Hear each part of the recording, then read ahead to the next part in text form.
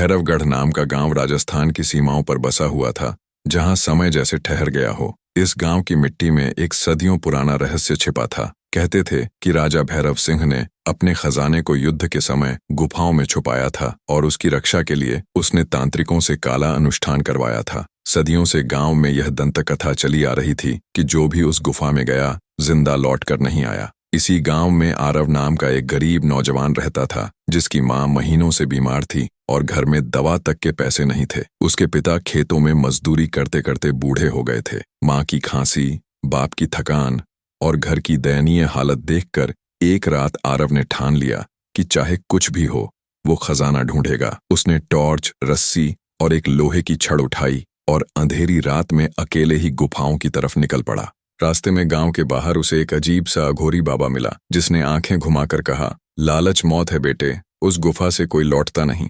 लेकिन आरव के चेहरे पर मां की पीड़ा की तस्वीर थी और उसने बिना कुछ कहे रास्ता जारी रखा। गुफा में दाखिल होते ही हवा अचानक भारी हो गई, जैसे किसी ने उसका गला दबा दिया हो। दीवारों पर अजीब से संस्कृत मंत्र खुदे हुए थे, जो हल्की रोशनी में चमक रहे थे, और जैसे ही उसने कदम बढ़ाया, सैकड़ों चमगादड़ झुंड बनाकर उसकी ओर टूट पड़े। वो जैसे तैसे टॉर्च पकड़कर आगे बढ़ा। जमीन उसके पैरों के नीचे कांपती रही और उसे बीचों बीच एक विशाल संदूक दिखाई दिया, जिसके चारों ओर इंसानी हड्डियों जैसी आकृतियां बिखरी थीं। जैसे ही उसने उस पर हाथ रखा, गुफा में गूंजती गहरी आवाज ने उसे रोक दिया, जो खजाना छुएगा वो खून से प्यास बुझाएगा।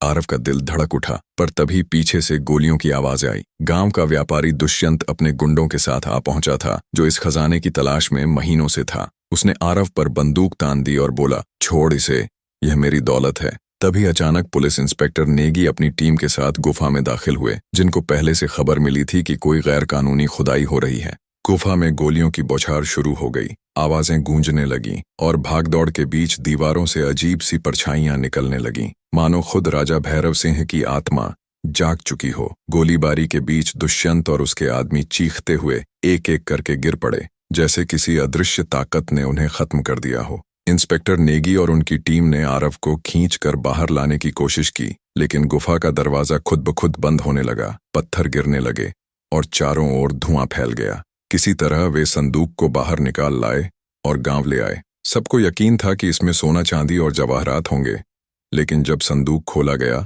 तो उसमें निकला सिर्फ एक पुराना तांबे का लोटा, रुद्राक्ष की माला और राजा का आदेश पत्र। आदेश पत्र में लिखा था, यह खजाना नहीं, श्राप है। जो लालच करेगा उसका वंश समाप्त होगा। असली दौलत मेहनत और धर्म है। लोग दंग रह गए। व्यापारी दुष्यंत की लाश अगले दिन गांव से गायब मिली और उसके गुंडों का कोई अता पता नहीं चला।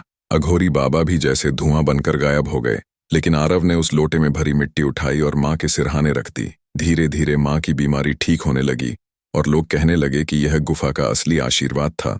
इंस्पेक्टर नेगी ने इस पूरे मामले को गोपनीय रख दिया और गांव वालों को चेताया कि कोई दोबारा उस गुफा की ओर न जाए। लेकिन आज भी कहते हैं, आधी रात को जब कोई भैरवगढ़ की गुफा के पास से गुजरता है तो उसे मंत्रों की गूंज सुनाई देती है और दीवारों पर राजा भैरव सिंह की परछाई चमकती दिखती है। और लोग अब भी सोचते हैं, क्या सचमुच खजाना सिर्फ मिट्टी था या अब भी गुफा के अंदर कोई रहस्य बाकी है।